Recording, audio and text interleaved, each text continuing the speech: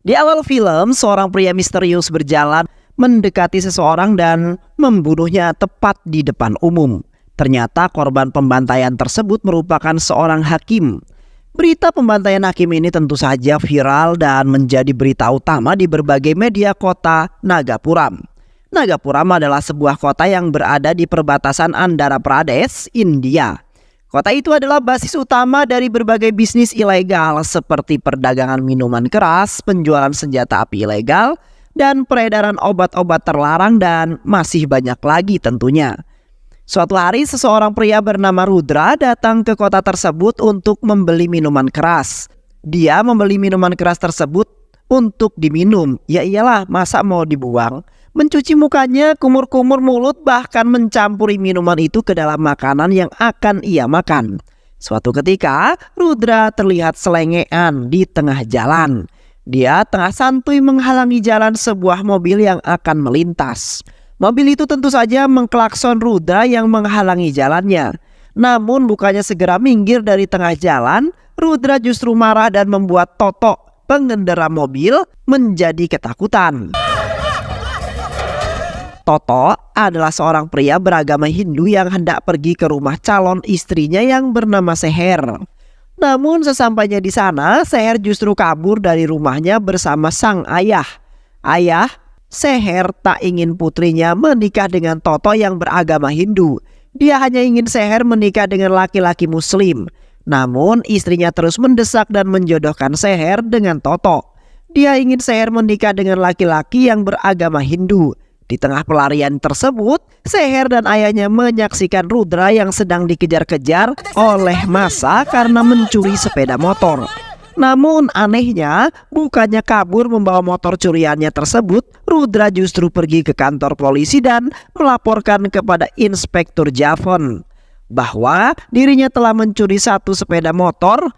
Inspektur Javon lalu mengatakan kepada Rudra, jika Rudra ingin memberikan saya sejumlah uang, maka dia tidak akan meneruskan kasus pencurian ini.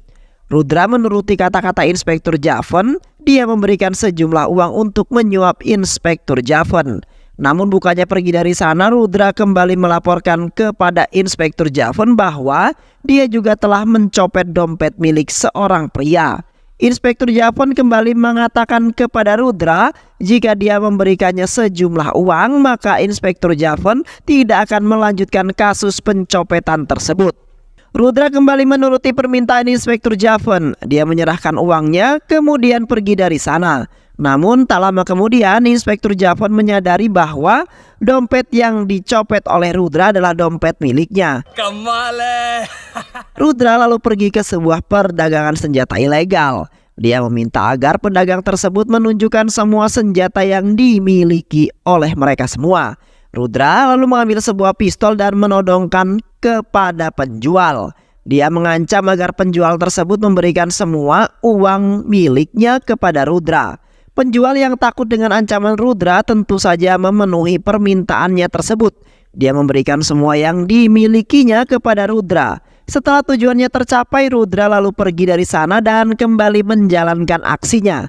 Kali ini Rudra pergi ke markas ketua gangster di kota Nagapuram yang bernama Veramani. Veramani mengira bahwa Rudra adalah seorang pembantai bayaran. Kemudian Veramani meminta Rudra bekerja di bawah naungannya. Dia berjanji akan memberikan Rudra uang yang sangat banyak jika berhasil membantai seseorang. Rudra juga akan dibantu oleh seorang polisi dalam menjalankan tugasnya nanti. Tapi sebelum itu, Veramani ingin menguji Rudra terlebih dahulu. Dia ingin melihat beberapa akurat Rudra dalam menembak sasarannya. Rudra diminta untuk menembak target yang ada jauh tepat di depannya sana.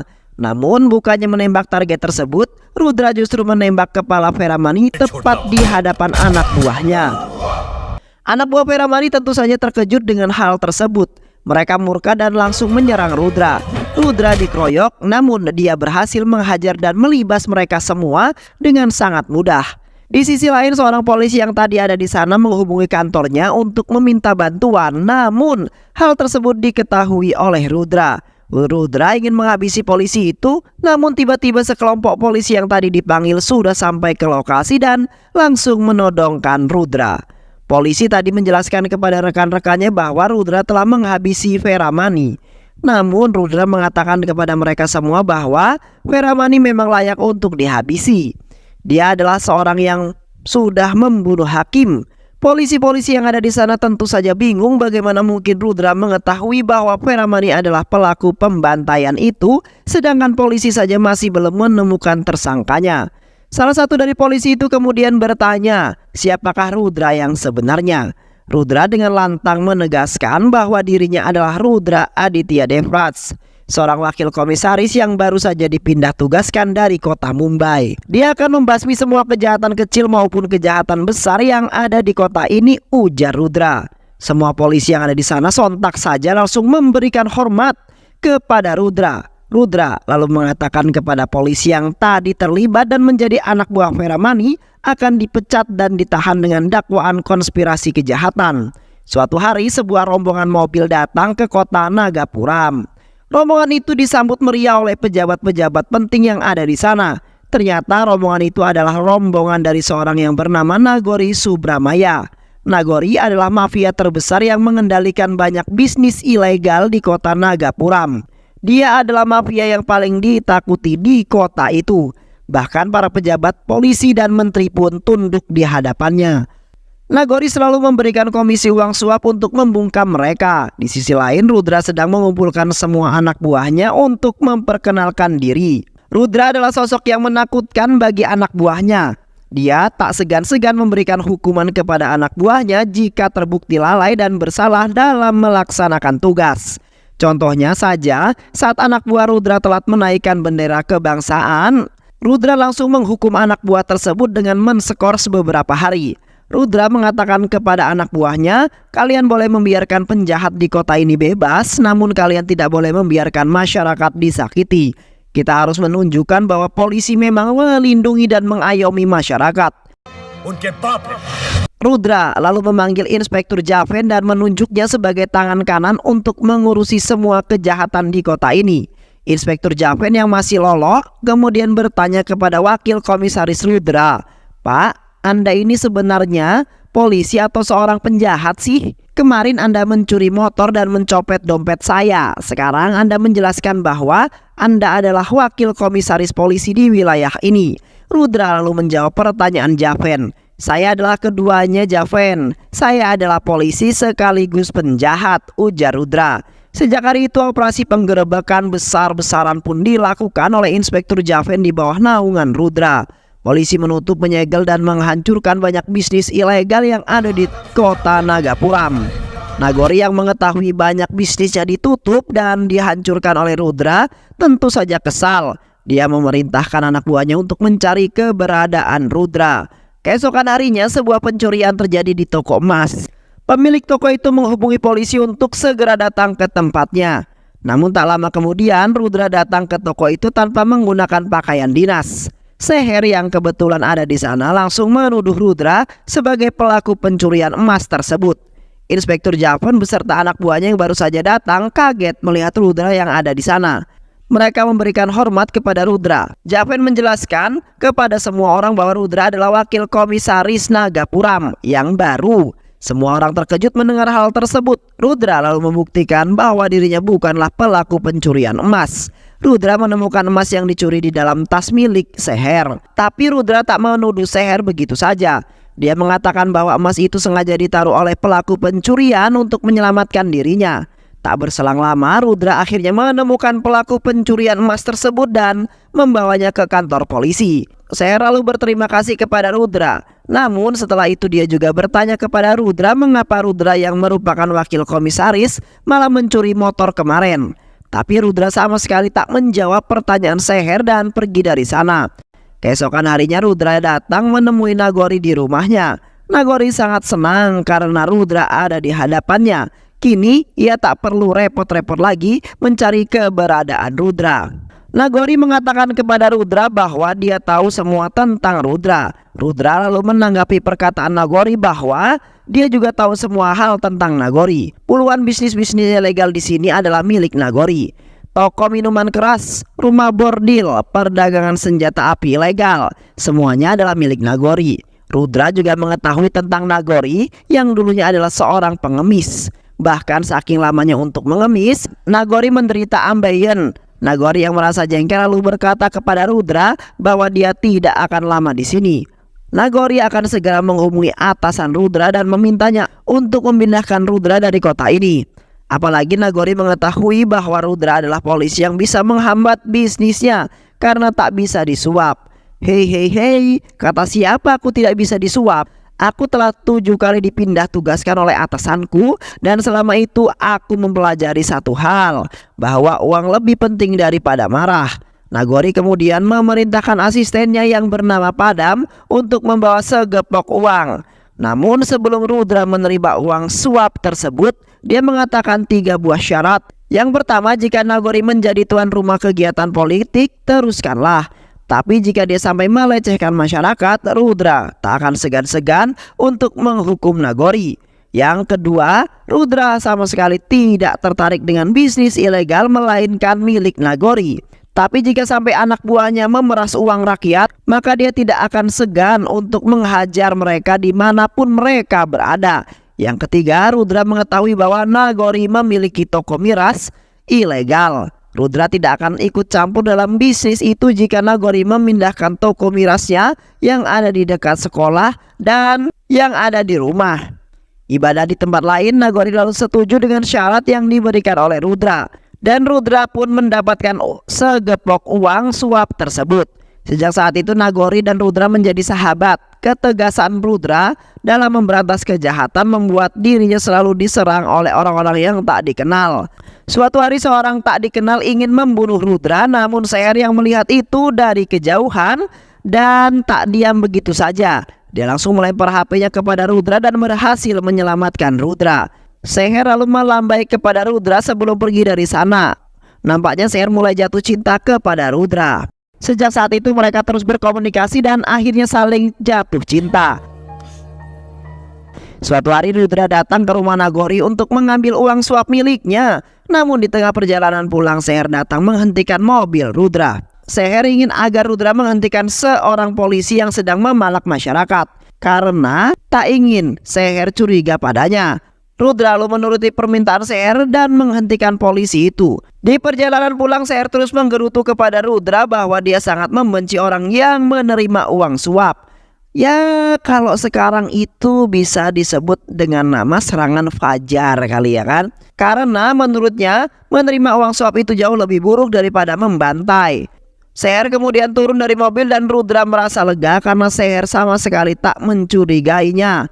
Keesokan harinya di kantor polisi, seorang menteri dan anak buahnya datang menghadap Rudra. Sang menteri mengatakan kepada Rudra bahwa anak buahnya telah melakukan pemerkosaan kepada seorang wanita. Anak buahnya itu tak tahan melihat kemulusan dan kemolekan seorang wanita. Rudra lalu bertanya kepada menteri itu, jika anak menteri memiliki kualitas yang sama dengan wanita yang diperkosa itu, apakah Rudra boleh memperkaosnya? Sang menteri tentu saja marah mendengar kata-kata Rudra. Tapi Rudra kembali memarahinya. Rudra lalu mengusir mereka dari sana dan dia tidak akan memproses kasus pemerkosaan itu, ujar Rudra yang menatap mereka dengan sangat tajam. Keluarga korban yang melihat anak buah menteri itu dibebaskan tentu saja protes kepada Rudra. Mereka semua bertanya kepada Rudra bagaimana cara membebaskannya pelaku pemerkosaan itu dan tidak menghukumnya, padahal jelas-jelas bahwa anak buah menteri itu telah melakukan tindak kejahatan pemerkosaan. Rudra kemudian menjelaskan kepada keluarga korban bahwa hukum tidak akan bisa menjerat orang tersebut karena orang itu merupakan anak buah menteri. Namun kalian tidak perlu khawatir karena dirinya lah yang akan menghukum anak buah menteri tersebut, ujar Rudra. Tak lama kemudian beberapa orang kembali datang ke kantor Rudra untuk menyampaikan keluhannya. Mereka mengeluhkan tentang pom bensin yang telah melakukan kecurangan karena mengurangi takaran pengisian bensin. Rudra sama sekali tidak menanggapi laporan tersebut karena dia tidak memiliki wewenang untuk menyelesaikan masalah itu. Tapi ketika masyarakat menunjukkan seorang wanita yang telah dianiaya, Rudra seketika murka dan berubah pikiran. Rudra langsung datang ke pom bensin yang dimaksud dan menghajar pegawai yang melakukan penganiayaan hingga babak belur. Usut punya usut, ternyata pom bensin itu milik Nagori. Anak buah Nagori yang mengetahui hal tersebut langsung datang dan menyerang Rudra. Mereka berusaha untuk melukai Rudra. Namun Rudra dengan mudah mengalahkan mereka semua. Rudra lalu menyegel pom bensin tersebut. Nagori yang mengetahui hal tersebut tentu saja marah. Nagori lalu pergi bersama anak buahnya untuk mencari Rudra. Mereka mencegat Rudra yang tengah asik bermesraan dengan Seher di dalam mobil. Nagori lalu mengancam Rudra dan menyampaikan keluhannya. "Hei Rudra, mengapa kamu tega sekali menyegel pom bensin milikku itu, ha? Padahal aku tidak pernah lupa memberikanmu uang suap. Jika kau sampai melakukan hal seperti ini lagi, maka aku pasti akan menghabisimu," ujar Nagori. Nagori lalu pergi meninggalkan Rudra di sana. Tak lama kemudian, Seher yang mengetahui fakta tersebut juga pergi meninggalkan Rudra dengan perasaan kecewa. Dia sama sekali tak menyangka jika Rudra mau menerima uang suap. Keesokan harinya Rudra datang menemui Nagori dan menyampaikan bahwa pom bensinnya telah dibuka kembali. Nagori tentu saja gembira mendengar kabar tersebut. Dia mengira bahwa Rudra telah tunduk kepada dirinya. Sebagai peringatan atas keberhasilannya tersebut, Rudra berencana untuk menggelar sebuah pesta. Dia juga meminta anak buahnya untuk mengundang Rudra hadir ke pesta tersebut. Singkat cerita, pesta pun digelar dan Rudra datang ke acara pesta tersebut. Dia bernyanyi dan bergoyang bersama Nagori di sana. Mereka sangat bahagia seolah tak terjadi apa-apa kemarin. Tapi setelah pesta selesai, ternyata dugaan bahwa Rudra telah tunduk kepada Nagori ternyata salah. Rudra sengaja datang untuk memberikan peringatan kepada Nagori. Dia menembakkan pistolnya lalu berkata kepada Nagori, "Kamu telah melakukan suatu kesalahan karena berani mempermalukanku di hadapan wanita yang aku cintai. Aku menutup pom bensin milikmu itu bukan alasan salah satu pegawai di sana telah menganiaya seorang wanita di depan umum. Dan itu sama saja dengan melecehkan harga diri rakyat itu. Aku sudah mengatakan kepadamu bahwa aku akan menghukum siapa saja yang berani melakukan hal keji," ujar Rudra. Rudra juga menegaskan kepada Nagori bahwa dia menerima uang suap itu hanya untuk menutupi kasus kejahatan Nagori, bukan untuk melarang dirinya bertugas. Di sisi lain, Seher yang sudah mengetahui bahwa Rudra menerima suap membuat nafsu makannya hilang. Tapi tak lama kemudian, sekelompok pria datang untuk menculik Seher. Ternyata penculikan Seher itu diperintahkan oleh Rudra. Rudra yang sengaja memiliki leher untuk menjelaskan tentang uang suap tersebut. Rudra tak ingin dirinya dipindah tugaskan cuma gara-gara menghalangi bisnis para mafia. Rudra ingin memberantas kejahatan di kota ini. Oleh karena itu, untuk mewujudkan keinginannya, maka dia harus mendekati para mafia. Itulah mengapa dia sengaja menerima uang suap agar para mafia sama sekali tidak curiga. Seher kini memahami tindakan Rudra setelah hubungan mereka membaik. Di sisi lain, Nagori sedang meminta saran kepada anak buahnya. Salah satu anak buahnya lalu mengatakan kepada Nagori bahwa kita bisa menghabisi Rudra dengan bom ponsel ini, Pak. Cukup menekan tombol hijau saja dan bom akan meledak saat itu juga. Tapi saran itu ditolak oleh Nagori. Nagori mempunyai rencana lain. Dia meminta semua anak buahnya untuk menutup pasar dengan alasan akan ada kegiatan partai. Para pedagang yang ada di pasar tersebut kemudian mengadu kepada Rudra. "Pak, bagaimana nasib kami ini? Jika kami tidak bisa mencari makan, maka kami bisa saja mati. Nagori menutup pasar secara paksa dan kami tidak mengetahui beberapa lama pasar akan ditutup." Rudra yang mendengar hal tersebut meminta mereka untuk berjualan di sana. Nagori yang mengetahui hal itu kemudian mengirimkan anak buahnya untuk mengobrak-abrik pasar. Namun di saat yang bersama, Rudra juga datang bersama jajaran kepolisian. Awalnya mereka sama sekali tak takut dengan kedatangannya. Tapi ketika Rudra mengeluarkan parang dan tak segan-segan akan menghabisi mereka, seketika nyali mereka pun saat itu langsung menciut.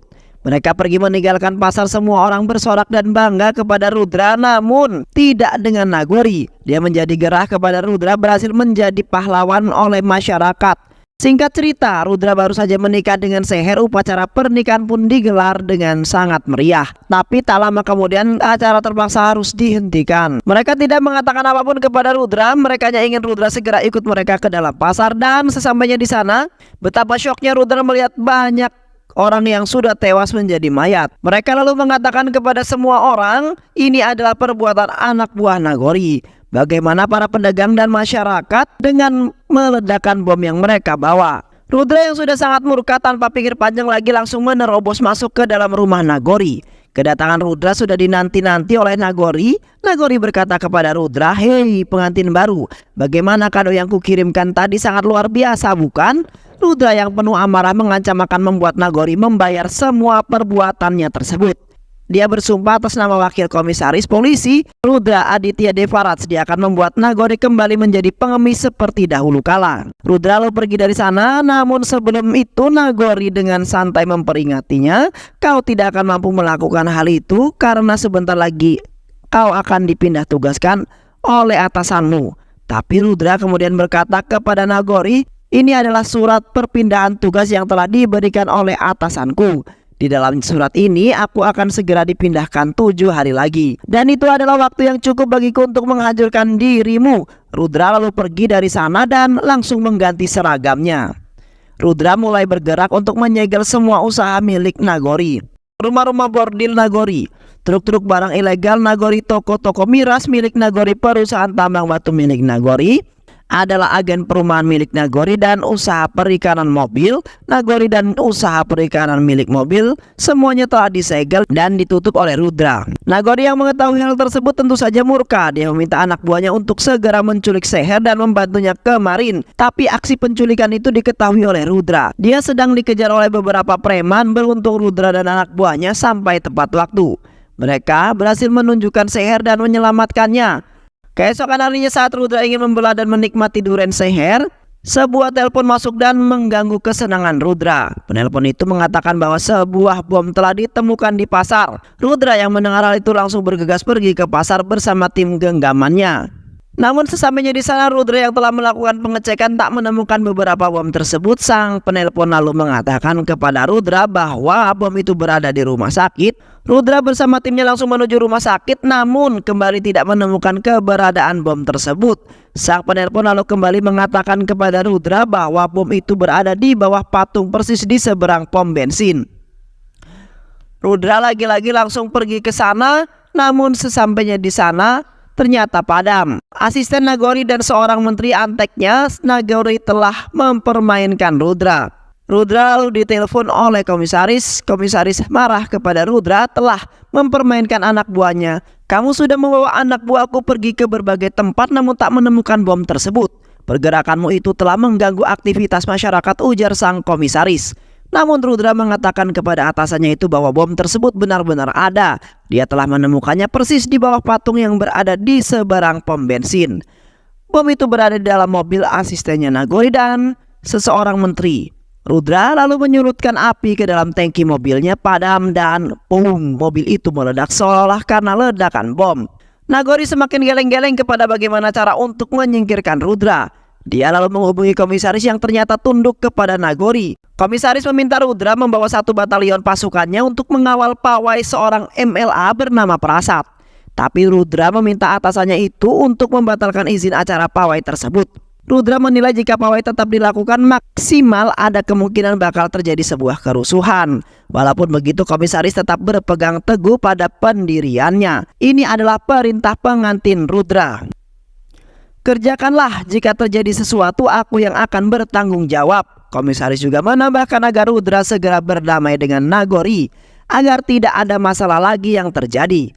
Tapi Rudra tidak memperdulikannya. Di sisi lain, Nagori dan anak buahnya sedang menyusun rencana untuk menghabisi Rudra saat acara pawai nanti.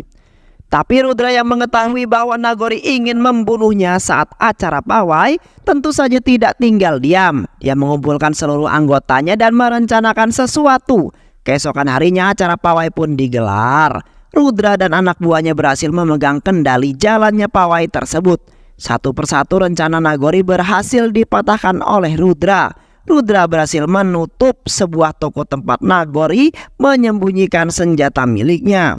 Dia juga berhasil menutup sebuah jalan yang mengarah pada gudang penyimpanan senjata milik Nagori. Rudra menggiring Nagori dan rombongannya itu seperti kawanan bebek. Hingga sampai di suatu jalan, para pedagang yang di sana menyerang rombongan pawai tersebut. Kerusuhan pun terjadi, pertikaian tak dihindarkan lagi. Ternyata kerusuhan itu adalah rencana Rudra. Dia bekerja sama dengan seluruh pedagang untuk menciptakan sebuah kerusuhan tersebut.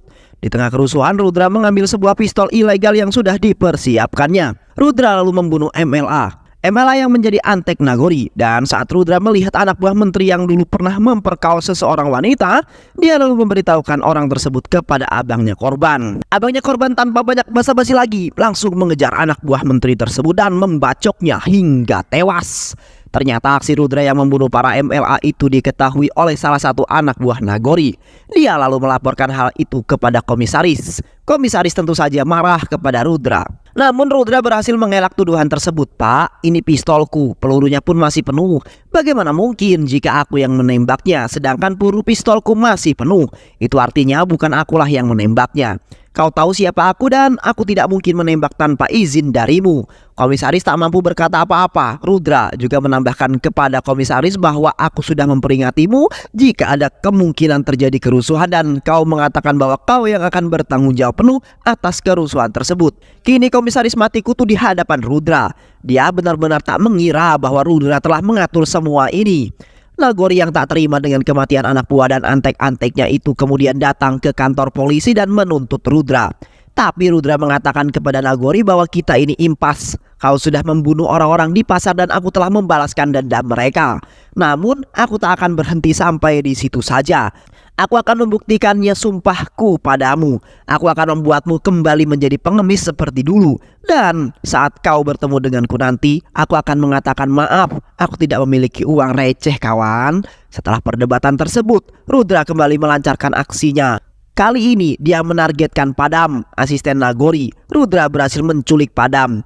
Tapi Padam tentu saja marah dan memberontak. Rudra lalu menunjukkan kepada Padam video tentang anak dan istrinya yang telah disekap oleh Rudra. Padam yang tak ingin keluarganya kenapa-kenapa kemudian menanyakan apa yang Rudra inginkan. Rudra lalu meminta Padam untuk menceritakan bagaimana kronologi orang-orang di pasar itu bisa terbantai. Padam lalu berkata bahwa saat kerusuhan terjadi di pasar, Nagori memberikan sebuah bom ponsel kepada seorang anak bocil. Dia mengatakan kepada anak bocil itu bahwa orang-orang yang bisa menghentikan kerusuhan ini hanyalah Rudra seorang. Nagori meminta anak kecil itu untuk pergi ke ayahnya dan ketika dia sudah sampai ke ayahnya, tekanlah tombol hijau ini. Maka Rudra akan menjawab panggilanmu nanti. Saat itu juga bom kemudian meledak dan menewaskan orang-orang yang ada di sana. Rudra lalu membawa Padam untuk bertemu dengan pemasok bom tersebut. Merasa dibawa oleh Rudra untuk bersaksi di depan atasannya Rudra. Berdasarkan keterangan mereka tersebut, atasan Rudra kemudian memperingatkan Rudra untuk segera menangkap Nagori dan dakwaan sebagai dalang utama di balik kasus terorisme. Di sisi lain, Nagori yang mengetahui kabar tersebut kini mulai merasa cemas. Dia meminta komisaris untuk melakukan sesuatu. Nagori tak ingin hidupnya hancur seperti dulu. Komisaris lalu bergerak dan memanggil Rudra untuk datang ke sebuah pertemuannya. Sebelum sampai di pertemuan itu, Rudra diwajibkan untuk mengisi daftar hadir.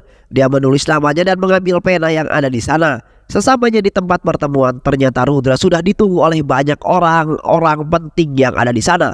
Mereka adalah para MLA setempat, anggota parlemen, menteri atasannya Rudra, dan senior-senior Rudra dari kepolisian.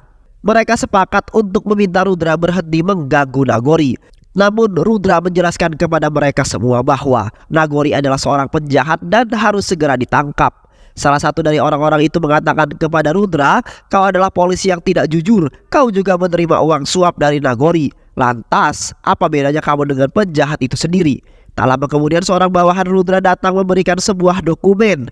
Ternyata dokumen itu berisi tentang laporan uang suap yang diterima Rudra. Pertama, Rudra menggunakan uang suap sebesar 2 juta untuk diberikan kepada pengemis. Kedua, Rudra memberikan uang suap sebesar 1 juta kepada masyarakat yang rumahnya digusur oleh Nagori. Dan yang ketiga, Rudra memberikan uang suap yang tersisa kepada anak yatim piatu yang tewas karena ledakan bom milik Nagori. Rudra menegaskan kepada mereka semua bahwa dia adalah seorang polisi yang mengabdi pada masyarakat, bukan seperti mereka yang merupakan penjilat ulung yang tamak akan kekuasaan. Mereka yang mendengar hal tersebut tentu saja marah dan tidak terima. Mereka lalu mengeluarkan senjata untuk menakut-nakuti Rudra. Namun Rudra dengan bijak mengeluarkan pena yang tadinya diambilnya. Rudra mengatakan kepada mereka semua bahwa di pena ini terdapat sebuah kamera yang bisa merekam muka dan suara mereka. Rudra lalu mengarahkan pena itu ke semua orang-orang yang ada di sana. Mereka hanya bisa pasrah dan tertunduk malu. Rudra kemudian pergi dari ruangan tersebut untuk menangkap Nagori. Sementara itu komisaris terlihat sedang menghubungi Nagori. Dia mengatakan bahwa dirinya gagal menghentikan aksinya Rudra. Komisaris meminta Nagori mempersiapkan diri karena Rudra akan segera datang untuk menangkap Nagori. Nagori yang kesal kemudian menghentakkan tangannya ke kaca meja. Hentakan itu membuat kaca meja pecah dan melukai tangan Nagori. Tak lama kemudian Rudra sudah sampai ke kediaman Nagori. Rudra bersama anak buahnya menelusuri setiap ruangan untuk mencari Nagori.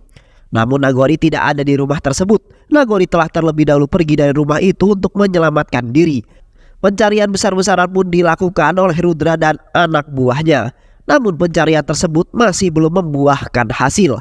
Hari-hari terus berlalu hingga sampai pada hari ke-6. Hampir satu sebelum Rudra akan dipindah tugaskan, beberapa media datang untuk mewawancarai Rudra.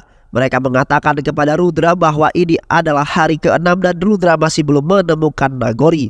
Apa yang harus awak media nanti katakan kepada masyarakat? Katakan saja fakta yang sebenarnya, ujar Rudra. Hingga hari ke-6 sebelum wakil komisaris dipindahkan, pihak kepolisian masih belum bisa menemukan Nagori. Nagori masih menjadi buronan polisi. Di sisi lain, Seher yang mengetahui keadaan suaminya tersebut mengajak Rudra untuk berdoa di sebuah kuil yang jaraknya cukup jauh dari kota Nagapuram. Seher mengatakan kepada Rudra bahwa kuil ini adalah kuil yang sangat sakral. Jika kita berdoa di sini, maka doa kita akan segera dikabulkan. Setelah selesai berdoa, Rudra lalu menghampiri seorang pengemis di kuil tersebut. Dia mengatakan kepada pengemis itu bahwa dia sama sekali tidak memiliki uang receh untuk diberikan. Setelah mendengar kata-kata Rudra, pengemis itu kemudian membuka kain tudungnya dan ternyata pengemis itu adalah Nagori. Rudra mengetahui jika pengemis itu adalah Nagori. Setelah pertama kali datang ke kuil, dia melihat pengemis yang kesulitan duduk diam di tempat. Saat itu juga Rudra ingat bahwa Nagori menderita penyakit wasir alias ambeien. Nagori lalu dibawa Rudra ke suatu tempat. Namun anak buahnya terus menghalangi langkahnya Rudra. Rudra diserang oleh anak buah Nagori. Namun Rudra berhasil mengalahkan mereka semua.